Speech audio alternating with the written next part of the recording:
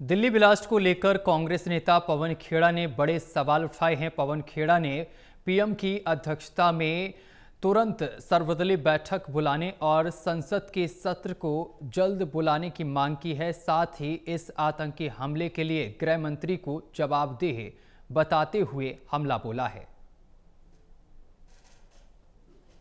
Delhi blast को लेकर कांग्रेस ने बड़े सवाल उठाए हैं और सीधे जुड़ रहे हैं कांग्रेस के वरिष्ठ नेता पवन खेड़ा से। पवन खेड़ा जी, क्या मांग आप कर रहे हैं? हमारी मांग स्पष्ट है कि आपने 48 घंटे के बाद ये घोषणा की कि ये एक आतंकी हमला है। आपने ऑपरेशन सिंदूर के बाद प्रधानमंत्री ने कहा था कि एक न्यू नॉर्मल डॉक्ट्रिन है कि any act of terror will be an act of war. तो अब क्या आप उस पर स्टैंड करते हैं? हमने मांग की है कि एक सर्वदलीय बैठक बुलाई जाए, प्रधानमंत्री उसकी अध्यक्षता करें। देश के मन में एक विश्वास टूट रहा है, उस विश्वास को पुनर्स्थापित करने की जिम्मेदारी हम सब की है।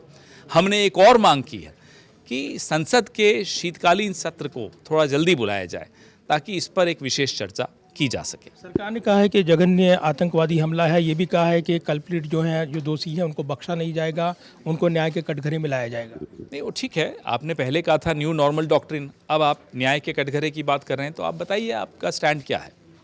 तो इसमें आप जवाबदेही की मांग क्या कर रहे हैं? किसकी जवाबदेही मांग? बहुत स्पष्ट तौर पे उदाहरण देते हुए कह रहे हैं कि जब 26/11 हुआ, हमारे गृह मंत्री ने नैतिक जिम्मेदारी लेकर इस्तीफा दिया।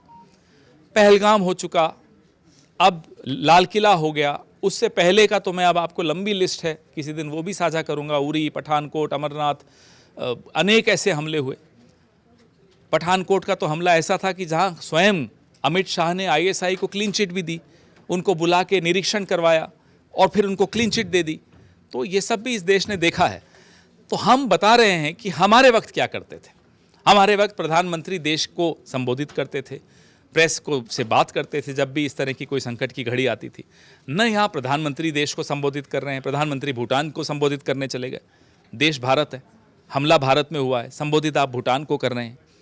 हम गृह मंत्री को कह रहे हैं साहब हमसे कुछ तो सीख लीजिए। हमारे गृह मंत्री ने तो इस्तीफा दे दिया था जिम्मेदारी लेते हुए, जिम्मेदारी तो लीजिए।